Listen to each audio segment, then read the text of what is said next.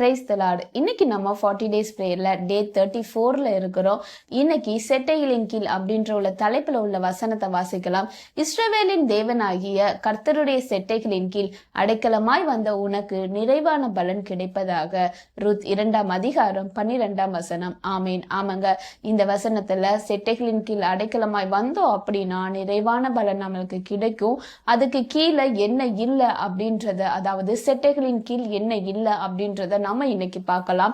இன்னைக்கு இந்த டே 34ல செட்டைகளின் கீழ் நம்ம வந்தோம் அப்படின்னா நமக்கு என்ன இருக்காது அப்படின்றத பார்க்கலாம். நெருக்கம் இருக்காதுங்க. செட்டைகளின் கீழ் எப்பொழுதுமே நெருக்கம் இல்லை அப்படின்றத தான் இன்னைக்கு நம்ம பார்க்க போறோம். அதற்கு நம்ம வாசிக்க வேண்டிய வேத பகுதி சங்கீதம் 54ஆம் அதிகாரம் 7ஆம் வசனம். அவர் எல்லா நெருக்கத்தையும் நீக்கி என்னை விடுவித்தார். ஆமேன். இன்னொரு வசனத்தை கூட நம்ம வாசிக்கலாம். சங்கீதம் 120ஆம் அதிகாரம் 1ஆம் வசனம். என் நெருக்கத்திலே கர்த்தரை நோக்கி கூப்பிட்டேன், அவர் எனக்கு செவி கொடுத்தார். ஆமேன். ஆமாங்க. சோ நெருக்கமான சூழ்நிலைகள் இருக்கும்போது நம்ம அவருடைய சமூகத்துக்கு போய் கர்த்தரை நோக்கி நம்ம கூப்பிடும்போது கர்த்தர் நம்மளுடைய கூப்பிடுதலை கேட்பாருங்க. கண்டிப்பா கேட்பாரு. அவர் மனம் இறங்கி நம்மளுடைய நெருக்கத்தை அவர் மாற்றுவாருங்க. ஸோ நெருக்கமான சூழ்நிலை இருந்துச்சு அப்படின்னா நீங்க அனுதினமும் அவருடைய சமூகத்துக்கு போங்க. அவருடைய செட்டைகளின் கீழ் அடைக்கலமாய் போங்க. அப்போ உங்களுக்கு நெருக்கம் இருக்கவே இருக்காதுங்க. இதுவரைக்கும் நான் அவர் கீழே தானே இருக்கேன், அவருடைய பாதத்துல இருக்கிறேனே, எனக்கு நெருக்கம் இருக்கு அப்படின்னு நீங்க சொன்னீங்கன்னா அங்க கர்த்தரை நோக்கி, நெருக்கத்திலே கர்த்தரை நோக்கி நம்ம கூப்பிட்டோம் அப்படின்னா கர்த்தர் கண்டிப்பா அவர் மாற்றுவாருங்க. நம்மளுடைய கூப்பிடுதலை கேட்டு நம்மளை விடுவிக்க அவர் வல்லவராய் இருக்கிறார். நம்ம என்ன பண்றோம், நெருக்கமான சூழ்நிலையில முதல்ல கர்த்தரை தாங்க மறக்கிறோம். கர்த்தர் ஏன் எனக்கு இப்படி செஞ்சாரு அப்படின்னு நம்ம கர்த்தருடைய சமூகத்தை நாட மாட்டோம், கர்த்தரை நோக்கி கூப்பிட மாட்டோம். அதனாலதான் அந்த நெருக்கம் கரெக்டா தொடர்ந்துகிட்டே இருக்கும். சோ இன்னைக்கு செட்டைகளின் கீழ் அடைக்கலமாய் நீங்க ஆல்ரெடி இருக்கிறீங்க. ஆனா நெருக்கமான சூழ்நிலையில கர்த்தரை நோக்கி நீங்க கூப்பிடாம இருந்தீங்க அப்படின்னா கர்த்தருடைய சமூகத்துல உங்களுடைய நெருக்கமான சூழ்நிலைகளை அவரை நோக்கி கூப்பிடுங்க. கர்த்தர் உங்களுடைய கூப்பிடுதலை கேட்டு விடுவிக்க வல்லவராய் இருக்கிறார்.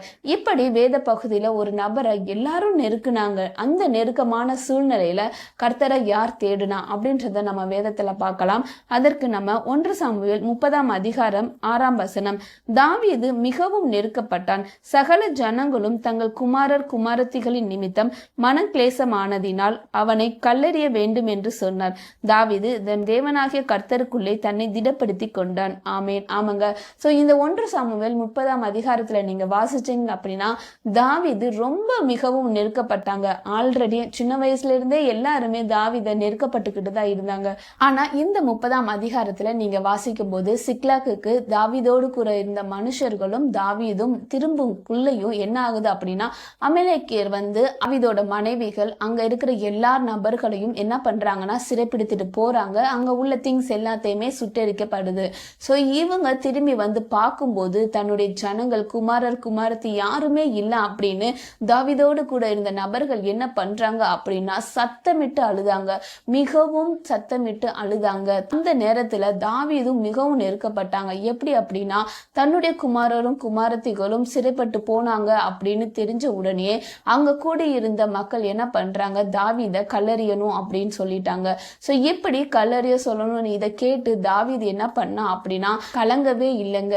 இந்த நெருக்கமான சூழ்நிலையில தாவீது என்ன பண்றாங்க, கர்த்தரை நோக்கி கர்த்தருக்குள்ள தன்னை என்ன படுத்தி கொண்டாங்க, திடப்படுத்தி கொண்டாங்க. அப்போ அங்க ஏபோத்தை கொண்டு வர சொல்றாங்க. ஏபோத்தை கொண்டு என்ன பண்றாங்க அப்படின்னா நான் அவங்கள பின்தொடரலாமா, அந்த அமலேக்கியரை பின்தொடரலாமா, நான் அவங்கள பிடிப்பேனா அப்படின்னு கேட்கும்போது அதற்கு கர்த்தர் சொல்றாருங்க, நீ பின்தொடர், அதை நீ பிடித்து சகலத்தையும் திருப்பி கொள்வாய் அப்படின்னு கர்த்தர் அங்க வார்த்தையை தராருங்க. சோ இந்த நெருக்கமான சூழ்நிலையில நம்மனா என்ன பண்ணுவோம், கூட இருக்கிற எல்லாருமே கல்லறியணும்னு சொல்றாங்க அப்படின்னு சொல்லிட்டு தேவன் இடத்துல புலம்புவோம், ஏன் இப்படி என்னை வச்சிருக்கீங்க அப்படின்னு.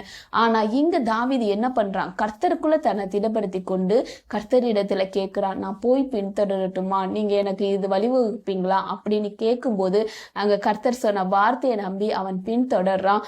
அதுக்கப்புறம் அந்த அதிகாரத்துல 19ஆம் வசனத்துல பார்க்கும்போது ஒன்றும் குறைவுபடாமல் எல்லாவற்றையும் தாவீது திருப்பி கொண்டான் அப்படின்னுங்க.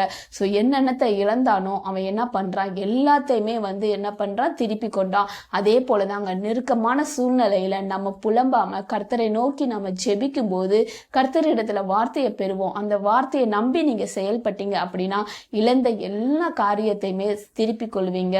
ஸோ அங்க சொல்றாங்க ஒன்றும் குறைவுபடாமல். ஸோ இது வரைக்கும் நீங்க கர்த்தர் நிமித்தமாக எதையாச்சும் இழந்து நெருக்கப்பட்ட சூழ்நிலையில இருக்கிறீங்க அப்படின்னா கர்த்தர் இன்னைக்கு உங்களுக்கு டைரக்டா சொல்றாரு, சகலத்தையும் நீ திருப்பி கொள்வாய் அப்படின்னு.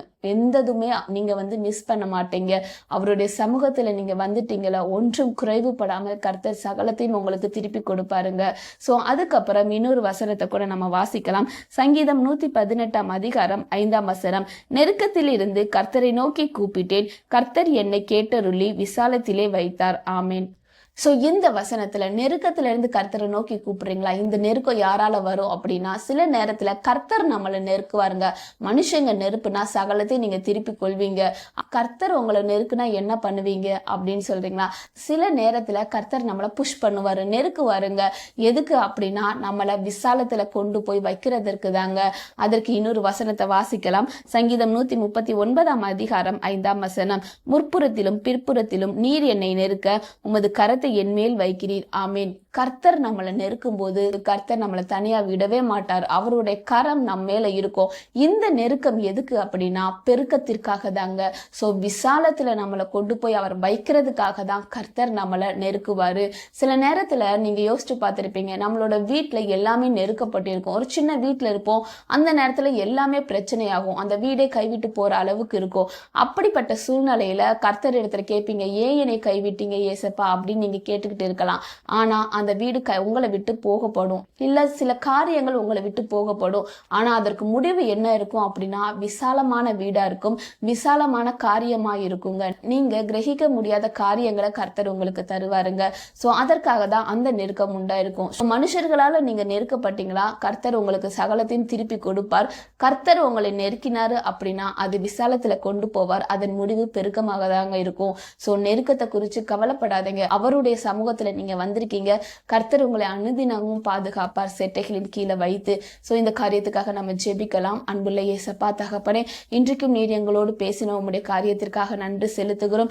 நீங்க எங்களை விசாரிக்கிற தேவன். நெருக்கத்தில இருந்து நாங்க கூப்பிடும் போது எங்கள் கூப்பிடுதலை கேட்டு விசாலத்தில கொண்டு வைக்கிற கர்த்தர் தகப்பனே, என்னோடு சேர்ந்து ஜெபித்து கொண்டிருக்கிற ஒவ்வொருவருக்கும் இந்த ஆசீர்வாதத்தை கட்டளையிடும்படிக்காக ஜெபிக்கிறோம். உங்களுடைய சமூகத்தை நோக்கி கொண்டிருக்கிற ஒவ்வொருவருக்கும் இந்த ஆசீர்வாதத்தை கட்டளையிடும்படிக்காக ஜெபிக்கிறோம் தகப்பனே. எங்க காரியங்கள் எல்லாவற்றையும் உங்களுடைய கரத்துல வைக்கிறோம். நீங்களே பொறுப்பெடுத்து வழிநடத்திக் கொள்ளுங்க. இயேசுவின் நாமத்தில் ஜெபிக்கிறோம் ஜீவனுள்ள நல்ல பிதாவே, ஆமேன். கர்த்தர் இந்த வார்த்தையின் மூலமாக உங்களை ஆசீர்வதிப்பாராக. சாட்சிகள் இருந்துச்சுன்னா கமெண்ட் செக்ஷன்ல சொல்லுங்க. மற்றவர்களுக்கு இதை ஷேர் பண்ணுங்க. God bless you. Jesus loves you.